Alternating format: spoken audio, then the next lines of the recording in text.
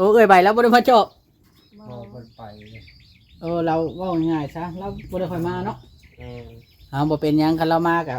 อย่าเรามีแต่ว่า โดน คือคันเราให้ก็เฮาก็เฮ็ดบ่ได้ยินไป คือลมพัด หน่อยก็บ่ได้หายละ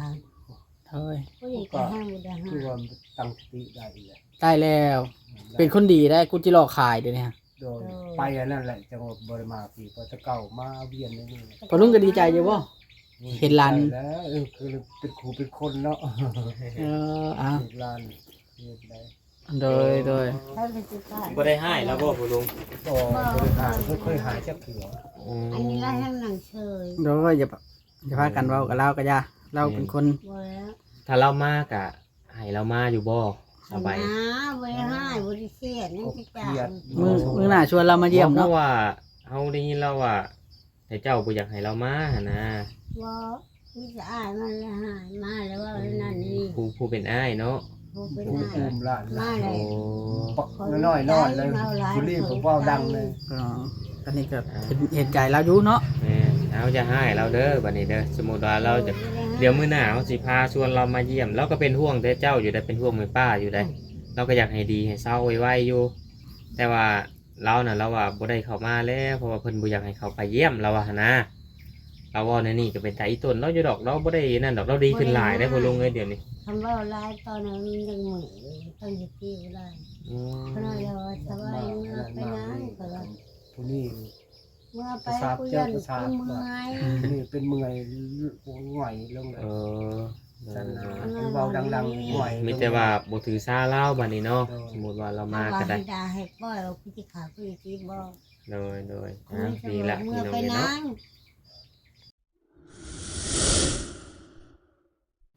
ฝากติดตามเบาโอลิแหน่เด้อพี่น้องเบิดสุปูสุคนเปิดภาพขึ้นมาก็อยู่พี่เด้อพี่น้องเนาะฮอดเทือนปาวอนแล้วก็สิได้กลับแล้วคอยคำลงแรงแต่ว่าเฮาก็มาอัปเดตเยี่ยมยามตามข่าวอาการของป้าเพิ่นก่อนพี่น้องเนาะพอได้ให้ผู้รักผู้ใหญ่เนาะพี่น้องเนาะ FC เพิ่นได้เบิ่งเนาะพี่น้องเนาะก็ดีใจพี่น้องเนาะที่เพิ่นได้รับการรักษาพี่น้องเนาะทักทายสบายดีอีกเทื่อหนึงเด้อพี่น้องเนาะทักทายสบายดีพี่น้องมื้อนี้เบาลีก็ได้มาเพิ่นประวอนกับพ่อดองแผดน้อยพี่น้องเนาะมาอัปเดตเยี่ยมยามทำข่าวเพราะผู้ใหญ่ผู้รักผู้ใหญ่เพิ่นเห็นหรือว่าจูลี่ล่ะเพิ่น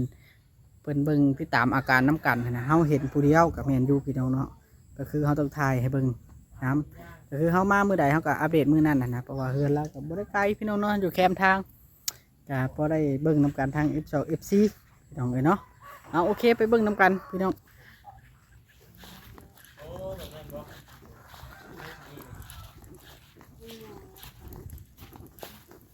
อ้วมให้หลังพ่อลุงรู้จักบ่อันต้นไข่เน่าต้นมะไข่เน่าปัวมะไข่หลังอืม โอ้โหบอก เพิ่นว่าปัวมะไข่หลังโดยเฉพาะได้อันนี้ก็ได้ เจ้าอยากได้ใช่บ่พ่อแพทย์ ว่ามีอันเมย์เพิ่นแนะนำมาหั่นนะต้นนี้ดี เพิ่นว่า เพิ่น อะไร จนได้สั่งลงไปอเมริกาพุ่นเด้ไปต้มกินแม่นต้น เพิ่นรับซื้อได้มาแค่เอา แม่น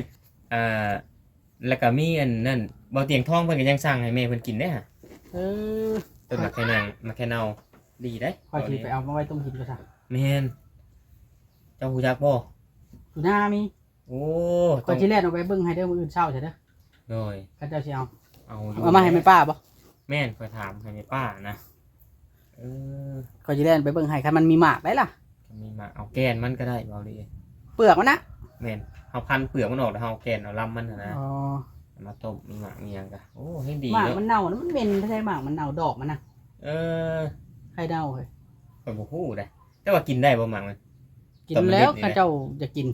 ตอนนี้ ข่อยบ่ได้กินจะคืออะไร เออเพิ่นว่าผัดฝาดว่าซั่นบ่เคยกินเด้อ นั่นกุกใหญ่ทำไรล่ะ มันก็แล้วแต่กกใหญ่กกน้อยได้มันคือกกมูกนี่ได้ มันคล้ายๆกัน บ่รีจักเบิดเนาะยาพื้นเมืองก็จัก บ่แม่นมันเราเคยเห็นอยู่หน้าเนาะ เอ่ออันทางเมย์เพิ่นว่าเห็นเบาลิไอ้เมย์อันเมย์น้องหยังก็เฮ็ดนะ อยู่ทางบ้านปลาไหลบนเจ้าไปมอบรถจักรให้นะเจ้าไปมอบรถจักรกับเบาเอเพิ่นสั่งให้อันผู้นั่นแหละผากลงให้เพิ่นนะต้นไม้ไข่เน่าว่าซั่น มอบรถจักร แม่นอยู่บ้านปลาไหลเบาลิเพิ่นว่าถามเบาลิก็จักบ่เพิ่นว่านะ อยู่บ้านปลาไหล ลืมแล้ว ดนเด้ เขาเคย เนาะ ไปมอบรถจักรบ่ จากแล้วแม่เพิ่นว่าเบาลีกับอันเบาเอว่ะเคยไปแต่กี้หั่นนะแต่ก่อนข่อยก็บ่ฮู้คือกันหั่นนะ คือว่าเคยอยู่นะข่อยแหกลงเด้ ลืมเนาะ แม่น ดน ปลา เด้ ไหล ไอ้น้องเอ้ยบ่รู้ โอ้โนนปลาไหลพุ่น เออ แม่นบ่ ทั้งพุ่นแล้ว ทั้งโนนปลาไหลทั้งบ้านตุจิตพุ่น แม่บ้านตุจิตน่ะ ทาง ทั้ง บ้าน โรง เมี เรี ย ยน เรา น่ะ น่ะ เออ อ๋อแม่นข่อยเคยไปมอบรถจักรแล้วว่าปลาไหลอันนี้สิดอก บ่นุ่นปลาไหลทางอันโรงเรียนอาการในป้านี่ก็ดีขึ้นหลายเนาะไอ้ป้าเนาะ โดย โอ้ดีขึ้นเป็นได้เพิ่นมาซักคือจักยาให้ป้อ เป็น เป็นชักก้น อืม ชักกระโถ เป็นหยังมันเบ่งขึ้นบ่ เบ่งเขาแทงอยู่ เขาแทง โอ้มันเป็นหยังดอกอะนะ โอ้ กิ่งมันปุก ตั้ง ไข่มันไข่ มันไข่เพราะว่าเอาแทงเดี๋ยวมันก็เศร้า โดย เป็นไข่ แทที่ว่าแทงเนาะมือหลังมือกับเบ่งเด้นี่ เว้งเลย โอ้ ยิงกระโยกแล้ว หนูลงเรื่อยๆนั่นแหละถือยาหรือว่า ดีขึ้นพี่น้องเอ้ยเนาะ โดย อืมมีแต่ว่าพยายามกินน้ำเด้อไหมปะ กินที่น้ำนี่ น้ำเอียงก็ได้พยายามกินน้ำต้มทานยาเจ้าหั่นละ โดย พยายามกินเรื่อย โดย มันขับถ่ายเนาะ ๆแม่นจังเส้นเลือดเส้นหยังมันจังฟูจังหยังเขากินน้ำได้เด้ พูแล้วตัวนี้พูแล้ว ฟูแล้วบ่เห็นแล้วบ่ เห็นกับบุหลายแทงบุ เอ หลาย ยันแทงบ่ได้ยันไปพอดีเสียเวลาอีกนะมีแต่ว่าเฮาฟักฟื้นให้เส้นเอ็นเดี๋ยวว่าเส้นเลือดให้มันฟูขึ้นกว่านี้กินน้ำกินในกินหยังบำรุงไปก่อนเนาะ โด แล้วค่อย ย ไปพี่น้องเอ้ยเออกินข้าวกับหยังซะมื้อนี้ ป้า เขาปานกันออก โอ้น้ำปลาออด โดย อืม ประคอง เราซื้อประคอละครแล้วบุมีเงินซื้อเขามาเจ้าให้แล้วบุมี อืมข้าว มี น้ำ ใครไปหาเด้ พอลุงก็บ่ได้ไปเนาะยามค่ำคืนก็อยู่แต่นำกันไปป้า มาดูแลกัน เด็กประคองให้เป็น อืม ในเงินเจ้ากับบุมี ยากแน่นอนป้าเนาะ ลำบากหลาย อืมเห็นใจเพิ่นพี่น้องเอ้ยเนาะสู้ๆจะได้ก็ดีเศร้าอยู่ดอกไม่ป้าเอ้ย เออ เพิ่นมาซักให้ตะเข็มมื้อเช้านี่นะ มือละเข็ม เพิ่นว่าซักมือละเข็มบ่ โดย โอ้ซักมือละเข็มพี่น้องเลยเนาะซักยามาแต่ห้องหมอหั่นแหละเป็นยาวิตามินทางเบาหลีเบิ่งวานนี่เนาะ อืม โอ้คอยซักวิตามินให้มีเหือมีแห้งดีขึ้นว่าซั่นซะอืมกินข้าวแซ่บเนาะแม่ป้าเนาะข้าว เออแช่ดู แต่ว่า ดูกินเขาว พยายามกินน้ำกินหยังให้ได้นั่นแหละ โมปันได ฮะ โมปันไดมือนี้ น้ำนะ กินข้าว โอ้ อยู่ห้องหมอมื้อนั้นกินข้าวครับ ไข่ไก่ดิกินไข่ไก่ชื่อไข่ไก่มากินเด้อวะนี่ ลวกมา ไข่ไก่ เขาจะได้กินกับข้าวหุง แมนดีเด้ไข่ไก่เนาะ แซ่บไปหมักอยู่ได้ อืม ไปบ่อยากบ่ อยากรู้ก็แซ่บอยู่แหล้วไข่ไก่ ตั้งชื่อมันชื่อได้ดอกหากแต่ว่าเงินในโชงเงามันสิได้ ก็ เดื ติด อ บ่มีเงินมีคำเนาะไม่ป่าเนาะ มีเงินอยู่แล้ว พี่น้องเลยกินข้าวมื้อนี้นี่กินเทื่อนึงมื้อนี้เนาะ2 เทื่อ ช่องเทแล้ว 2 เทื่อ เท่าละคำนะ เทื่อละคำอดกินนั่นแหล้วเนาะอยู่ห้องหมอนี่กินดุเนาะพ่อลุงเนาะ กินดุมือต่อมาเป็นไข่ โอ้ ใครยังบ่กินเขาว กินยังก็คมกินยังก็คมอยู่ เป็นไข่บ่เดี๋ยวนี้กะ เป็นไข่ อืม คมกินยังก็คม ผมปากเนาะ แม่นี่กลืนบ่ลงเลย อืมเป็นแบบไขลังนี่ก็หลายอย่างอยู่เด้ที่ว่าคลำนี่ก็ได้เนาะเป็นผลน้ำไม้อีกอย่างนี่ก็หลายอย่างอยู่ พยายามกินบ่กินเค็มกินหยังรสจัดเกินไปนั่นแหละเกลือนี่ก็กินได้แต่ว่าบ่ว่าขันเค็มรสจัดเกินไปหั้นนะ จ้างนะ แม่นกินประมาณจางๆกินพี่น้องเนาะเดี๋ยวสิเบิ่งสิเอาเงินด้วยให้ทางพ่อลุงเพิ่นไว้ซื้ออยู่ซื้อกินอีหยังหั่นละทางเอื้อจุลี่แหละเพิ่นว่ามอบให้พ่อลุงเนี่ยไว้อันนั้นเด้อเพิ่นว่าพี่น้องเอ้ยเนาะจัก 2-3 แสนเพิ่นว่าพี่น้องเอ้ย โอ้ยคนไหนจะมีจะสูง พี่น้องเอ้ยเนาะเดี๋ยวสิมอบให้พ่อลุงเพิ่นพ่อลุงไว้ ชื่อไข่ๆเนาะ แม่ซื้อไก่กบไก่ไก่อิหยังชิ้นนั่นแหละ ชื่อไก่มันกินกับกระหุงมีวิ กิน ตา กับ มิน กระ นะ หุงมีวิตามินนั่นแหละซื้อเนื้ออยู่เนื้อกินแต่ไปบ้านสิกินข้าวกับหยังสิพากันกินหยังถึงเถื่อมีคนมาขายปูขายปลาคือว่าของแหละเนาะเถื่อ10เถื่อ20เลยซื้อกินนั่นแหละ ซื้อสำนันไว้ผู้เดียวผู้กิน อ่า ก็บริยากก็ได้ดอก กินยากินไฟครับ อะไรคอยใส่นั่นแหละเนาะเวลา ขอบ เปิด มุกขอบใจผู้ใหญ่ใจดี โดย เป็นผู้ขับนำชู โดยเป็นก็จุดประสงค์ของเพื่อนก็คืออยากให้เจ้าดีเศร้าและไม่ป่าเลยอยากให้เจ้าหายไวๆเจ้าก็ต้องตั้งมกตั้งใจกินข้าวกินน้ำมาแหละกิน โดย ดีให้เศร้าคือตามที่เพิ่นตั้งใจนั่นแหละอยากให้ดีให้เศร้าเพิ่นเห็นเจ้าดีเจ้าเศร้าเห็นเจ้าดีขึ้น กำลัง เนี่ย มือนี่ เพิ่นให้ดีใจแล้วล่ะ อ้าว ไม่ป่าเลย โดย กำลังมือครัวแล้วเรา ลูกชายโทรมาแล้วคุณ อืม โอ้ ครัวโลดเท่าจีกำลังมือนี่ลูกชายโทรมา ลูกชายโทรมา โอเคพ่อกำลังมือ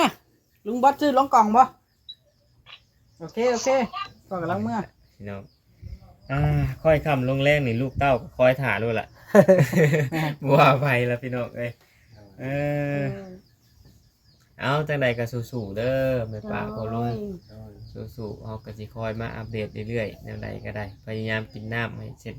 เลือดอีหยังมันพูจังกิ เป็น น ข้าวกิน เจ้า น้ มานี่เห็นหัวหนาวหัวป้าก็ดีใจเลย โมเป็นหัวหน้าได้ลูกหลานได้ ำลูกหลานได้ ก็ลูกหลานเด้อไม่ป้าบัดนี้เด้ออย่าว่าหัวหน้าได้ เอ จะมา อ ยังดีใจเลยคำพ่อคำแม่มา โอ้ยเห็นลูกเห็นหลานว่าจังซี่เด้อนับถือหักแพงกันเป็นลูกเป็นหลาน แต่ว่าหัวหน้าหัวตานี่เฮาก็บ่คักได้เนาะ เขาก็บอกคักแล้วเขาเข้ามาก็ได้ก็ช่ำกันนะแม่ป้าเขาก็ได้บ่ได้ว่าอันอหย่างใหญ่โตอหย่างดอกบ่ได้ว่ามันมีเงินคำอหย่างอันนี้ก็คือเงินผู้รักผู้ใหญ่เพิ่นมอบหมายให้หั่นล่ะ